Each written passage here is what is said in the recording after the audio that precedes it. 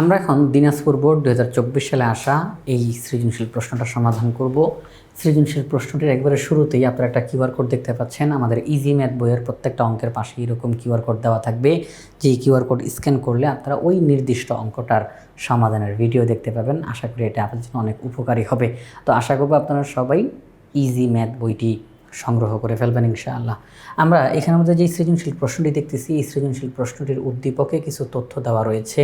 যেমন এখানে বলা হয়েছে a = x such that x belongs to n এবং x² - 5x + 6 = 0, b = x belongs to n such that x মৌলিক সংখ্যা এবং x <11, c = 3 4 5 7 9 এবং f of x = 3x + 1 / 3x - 1। আমাদের ক নম্বর প্রশ্ন বলল এ সেটটিকে, এই যে এ সেটটিকে তালিকা পদ্ধতিতে প্রকাশ করো। খ নম্বর প্রশ্ন বলছে দেখাও যে P of B intersection C এর উপাদান সংখ্যা 2n কে সমর্থন করে, যেখানে n হচ্ছে বি ইন্টারসেকশন সি এর উপাদান সংখ্যা। গ নম্বর প্রশ্ন f of 1/x² + 1 / f of 1/x² - 2 এর মান নির্ণয় করো। তো এখানের মধ্যে আমরা এখন সম্পূর্ণ সৃজনশীল প্রশ্নটার ধারাবাহিকভাবে সমাধান করব। সবার প্রথমে ক নম্বর প্রশ্নটা, এ সেটটিকে তালিকা পদ্ধতিতে প্রকাশ করা। তালিকা পদ্ধতি আমরা জানি যে সেটকে দুইভাবে করে প্রকাশ করা যায়, একটা হচ্ছে সেট গঠন পদ্ধতি এবং একটা সেট তালিকা পদ্ধতি। তো সেট গঠন পদ্ধতিতে আমরা প্রত্যেকটা উপাদানকে আলাদা আলাদা করে না বলে একটা সীমানার মধ্যে দেই, যে উপাদানগুলো এতর চাইতে বড়, এতর চাইতে ছোট, উপাদানগুলো বিজোড়, উপাদানগুলো মৌলিক, এরকমভাবে আমরা সেখানে শর্ত দিয়ে দিই। এটা হচ্ছে সেট গঠন পদ্ধতি। আর তালিকা পদ্ধতিতে প্রত্যেকটা উপাদান নির্দিষ্ট করে আলাদা আলাদা করে লিখে দেওয়া থাকে। তো আমাদেরকে এখানের মধ্যে উদ্দীপকে দেখতেছি এ সেটটার এখানে কিছু শর্ত দেওয়া আছে, অর্থাৎ সীমানা দেওয়া আছে। এখন তাকে প্রত্যেকটা উপাদানকে আলাদা আলাদা করে লিখে দেখাইতে হবে। তাহলে চলেন আমরা এখন ক নাম্বার প্রশ্নটা সমাধান করি। আমরা ইজি ম্যাথ বই থেকে এই অঙ্কগুলো সমাধান করতেছি। ক নাম্বার প্রশ্নের সমাধান দেওয়া আছে এ = এই শর্তটা লিখলাম। এখানে যে সমীকরণটা দেওয়া আছে সেই সমীকরণটাকে আমরা লিখলাম। এখানে মিডল টার্ম করা যায়, 3 × 2 = 6 -3 - 2 একসাথে করলে -5 মিডল টার্ম। আমরা x কমন নিতে পারি, তাহলে x - 3 -2 কমন নিতে পারি x - 3। তাহলে x - 3 যেহেতু একাধিকবার আছে তাকে একবার লিখলাম, আর ব্র্যাকেটগুলোর বাহিরে যারা আছে x - 2 তাকে একটা ব্র্যাকেটের মধ্যে লিখলাম। তাহলে আমরা এখন হয় অথবা দিয়ে কথা বলতে পারি, হয় x - 3 = 0, x এর মান 3, অথবা x - 2 = 0, x = 2। আমরা x এর মান 2 এবং 3 পেয়ে গেলাম। এখন শর্ত মিলে কিনা একটু দেখতে হবে। 2 এবং 3 বের হয়েছে এই সমীকরণ থেকে। 2 এবং 3 দুইটাই স্বাভাবিক সংখ্যার সেটের অন্তর্গত, তাহলে এই 2 এবং 3 ঠিক আছে। তাহলে আমরা লিখব অতএব নির্ণয় পদ্ধতিতে তালিকা পদ্ধতিতে a = 2, 3। আমাদের ক নাম্বার প্রশ্নের সমাধান করা হয়ে গেল। আমরা এখন খ নাম্বার প্রশ্নের সমাধান করব। আমাদের খ নাম্বার প্রশ্নে বলছে দেখাও যে P of B intersection C এর উপাদান সংখ্যা 2n কে সমর্থন করে, যেখানে n হচ্ছে বি ইন্টারসেকশন সি এর উপাদান সংখ্যা। আমরা দেখতেছি সবচেয়ে বেশি পরিমাণে যেই প্রশ্নটা আসতেছে সৃজনশীল প্রশ্নের মধ্যে সেটা হচ্ছে এই প্রশ্নটা, যে এই ধরনের প্রশ্ন। একটা সেটের শক্তি সেট নির্ণয় করতে বলতেছে, পাওয়ার সেট নির্ণয় করার পরে বলতেছে যে এই পাওয়ার সেটের উপাদান সংখ্যা ওই মূল সেটের উপাদান সংখ্যার 2n কে সমর্থন করে। পাওয়ার সেটের উপাদান সংখ্যা 2n কে সমর্থন করে, যেখানে n বলতে মূল সেটের উপাদান সংখ্যাকে বোঝানো হয়। এই ধরনের প্রশ্ন সবচেয়ে বেশি পরিমাণে আসতেছে। আচ্ছা, তো এখানের মধ্যে আমাদেরকে যেই কাজটা করতে হবে, ধারাবাহিকতা বজায় রাখতে হবে। আমরা কি বি বলতে প্রত্যেকটা উপাদান জানি? না, বি এখানের মধ্যে প্রত্যেকটা উপাদান আমরা জানি না, এটাকে আমাদেরকে বের করতে হবে। তো আমি একটু ধারাবাহিকতাটা এখানে একটু লিখি। হ্যাঁ, ধারাবাহিকতাটা সবার প্রথমে আমাদেরকে বি এর মান নির্ণয় করতে হবে। যেহেতু আমি বি এর মান জানি না, বি এর উপাদানগুলো বের করব। সি যেহেতু আমি জানি, তাহলে এটা আর বের করতে হবে না। এরপরে বি ইন্টারসেকশন সি কি আমি জানি? না। এবার আমাকে তাহলে বি ইন্টারসেকশন সি নির্ণয় করতে হবে। যখন এটা বের করে ফেলবো, এর পরপরই আমরা P of B intersection C নির্ণয় করে ফেলবো। এই ধারাবাহিকতাটা যদি আমরা বজায় রাখি তাহলে আমাদের অঙ্কের সমাধান হয়ে যাবে। তাহলে চলুন আমরা ধারাবাহিকতা বজায় রেখে অঙ্কটার সমাধান করি। সবার প্রথমে বি সেট নির্ণয় করব।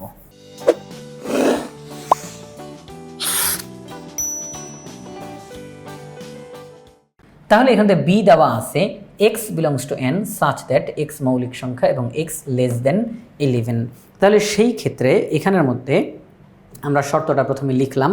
লেখার পরে যেই কাজটা আমরা করব, যে সকল স্বাভাবিক মৌলিক সংখ্যা, এই যে x belongs to n, x স্বাভাবিক সংখ্যার সেটের অন্তর্ভুক্ত, এক্স মৌলিক সংখ্যা, এক্সের মান 11-র চাইতে ছোট, তার মানে 11-র চাইতে ছোট স্বাভাবিক মৌলিক সংখ্যা তারা এই সেটের অন্তর্ভুক্ত আমরা লিখব।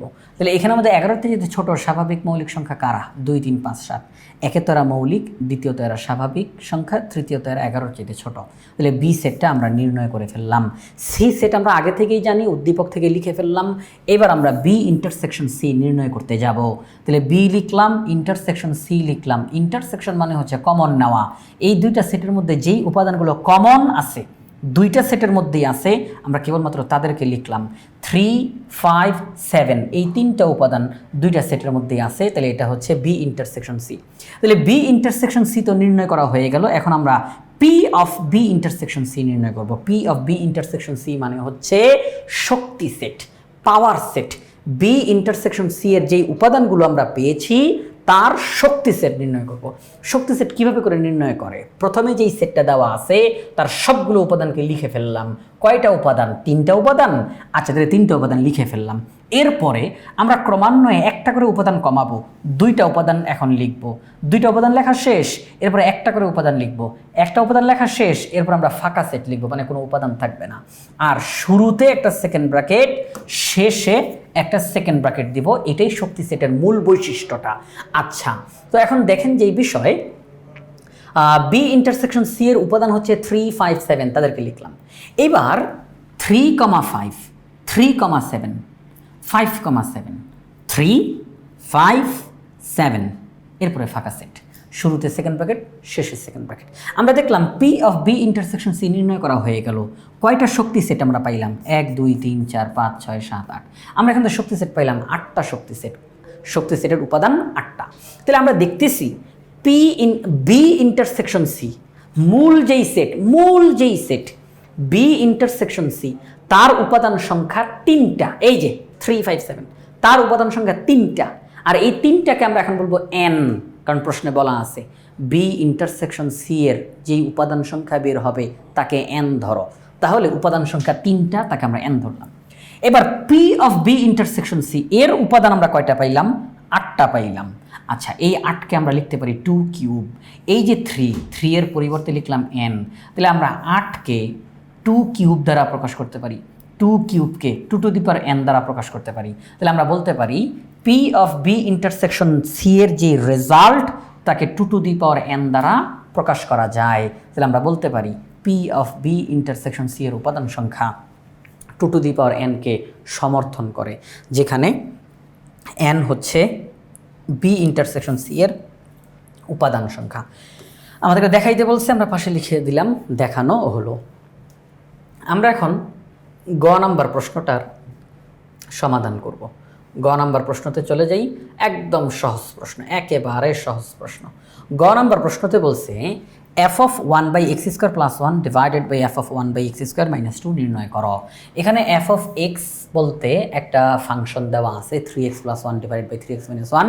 আমরা এই যে এক্স দেখা যাচ্ছে, এই এক্সের জায়গায় একবার 1/x² বসাবো, একটা রেজাল্ট বের হবে এফ অফ 1/x²।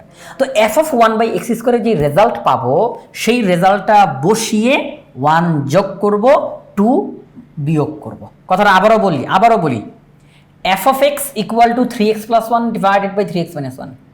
আমরা ওই এক্সের জায়গায় 1/x² বসাবো, বসানোর ফলে একটা রেজাল্ট বের হবে। ওই রেজাল্টটাকে এখানে বসাইয়া 1 যোগ 2 বিয়োগ করলেই রেজাল্ট শেষ। একদম সহজ একটা অঙ্ক। তাহলে আমরা এখন এই অঙ্কটার সমাধান করব। তাহলে আমাদের উদ্দীপকে এফ অফ এক্স বলতে যেই ফাংশনটা দেওয়া আছে তাকে লিখলাম। এক্সের জায়গায় 1/x², তাহলে এক্সের জায়গায় 1/x², এক্সের জায়গায় 1/x²। তাহলে আমরা বলতে পারি 3/x² + 1, 3/x² - 1। আচ্ছা, এটা কিন্তু উদ্দীপকে যেই তথ্য দেওয়া আছে সেই তথ্য অনুযায়ী করতেছি। আচ্ছা, তাহলে এফ অফ 1/x² বলতে এটা পাইলাম। এটার ক্যালকুলেশনটা করি, এখনও ক্যালকুলেশন শেষ হয় নাই।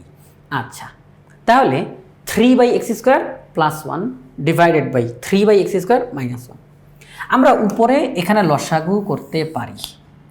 1 নিচে মনে মনে 1 আছে, তাহলে x² এবং 1 লসাগু x²। x² এর মধ্যে একবার যায়, 1 দিয়ে লবকে গুণ, তাইলে 3 প্লাস 1 এক্স স্কোয়ারের মধ্যে এক্স স্কোয়ার বার যায়, সেটা দিয়ে লবকে গুণ, তাহলে এক্স স্কোয়ার।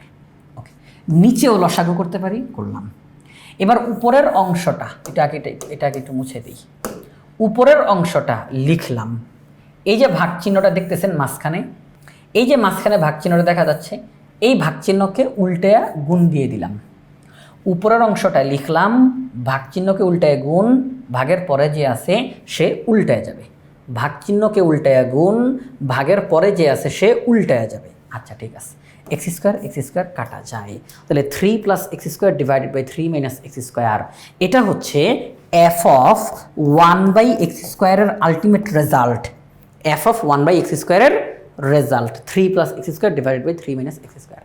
এখন আমাদেরকে যেই কাজটা করতে হবে, আমাদেরকে প্রশ্নে বলা ছিল F of 1 by X square plus 1 F of 1 by X square minus 2। তাহলে আমরা রেজাল্টটা বসাবো, 1 যোগ 2 বিয়োগ, অঙ্ক শেষ হবে। চলেন সামনে আগাই। তাহলে আমরা লিখব প্রদত্ত রাশি, এই যে এটা আমাদের প্রশ্ন, এটার রেজাল্ট বের করতে বলা হয়েছে। তাহলে এফ অফ 1 বাই এক্স স্কোয়ারের যেই রেজাল্ট আমরা পেয়েছি তাকে লিখলাম plus 1, F of 1 by x স্কোয়ারের যেই রেজাল্ট পেয়েছি তাকে লিখলাম মাইনাস 2। এবার আমরা উপরে লসাগু করব, নিচে লসাগু করব, এটা আপনারা পারবেন। সেটা হচ্ছে একটা করে সামনে আগাই। এই যে 1-এর নিচে মনে মনে 1 আছে, তাহলে 3 মাইনাস এক্স স্কোয়ার এবং 1 তার লসাগু 3 minus x square. 3 minus x square এটার মধ্যে একবার যায়, 1 দিয়ে লবকে গুণ, তাহলে 3 plus x square. 1 3 minus x স্কোয়ারের মধ্যে 3 মাইনাস এক্স স্কোয়ার বার যায়, সেটা দিয়ে লবকে গুণ, তাহলে 3 minus x square. Okay fine, একই রকমের কাজ এবার নিচেরটাতে করব। এখানেও লসাগু করব। ওকে, লসাগু করে দিব, এখানে আর বোঝানোর তেমন কিছু নাই। পরের লাইনে যাই। পরের লাইনে গিয়ে আমরা এখানের মধ্যে 3 আর 3 যোগ করলে 6 এক্স স্কোয়ার, আর এক্স স্কোয়ার কাটা যাবে, তাহলে 3 আর 3 যোগ করলে 6, 6। তাহলে 6 divided by 3 minus x square, তাকে আমরা লিখব 6 divided by 3 minus x square. এখানে তো যোগ বিয়োগ করি, 3 থেকে 6কে বিয়োগ করলে মাইনাস 3, 2 এক্স স্কোয়ার যোগ করলে 3 এক্স স্কোয়ার, তাহলে আমরা বলতে পারি মাইনাস 3 প্লাস 3 এক্স স্কোয়ার। এখন আমরা যেই কাজটা করব, উপরের অংশটা লিখলাম, মাঝখানের যে ভাগ চিহ্ন তাকে উল্টায় গুণ দিলাম, ভাগের পরে যেই অংশটা আছে সে উল্টায় যাবে, ভাগের পরে যেই অংশটা আছে সে উল্টায় যাবে। আচ্ছা, উল্টায় গেল। এখন আমরা এখানে দেখি কোনো কিছু করা যায় কিনা। হ্যাঁ যায়, 3 মাইনাস এক্স স্কোয়ার কাটাকাটি করা যায়। তাহলে আমরা এখানের মধ্যে কাটাকাটি করে দিলাম। তাহলে কি থাকে, 6 divided by minus 3 plus 3 X square. আচ্ছা, একটু সাজাই লিখতে পারি, প্লাস 3 এক্স স্কোয়ারটাকে আগে লিখলাম, মাইনাস 3টাকে পরে লিখলাম। আমি কিন্তু কাউকে বাদ দিই নাই, প্লাস 3 এক্স স্কোয়ারকে আগে লিখলাম, মাইনাস 3কে পরে লিখলাম। এখান থেকে আমরা কমন নিতে পারি 3, তাহলে 3 কমন নিলে থাকে এক্স স্কোয়ার মাইনাস 1। এবার এখানে কাটাকাটি করা যায়, 3 6-এর মধ্যে 2 বার যায়, তাহলে 2 divided by X square minus 1।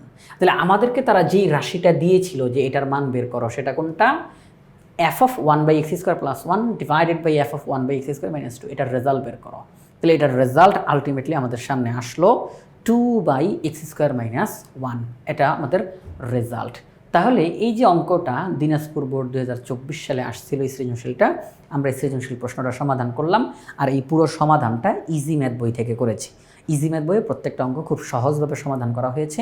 আশা করি আপনারা সবাই বইটা সংগ্রহ করে অঙ্কগুলো সমাধান করে ফেলবেন ইনশাআল্লাহ।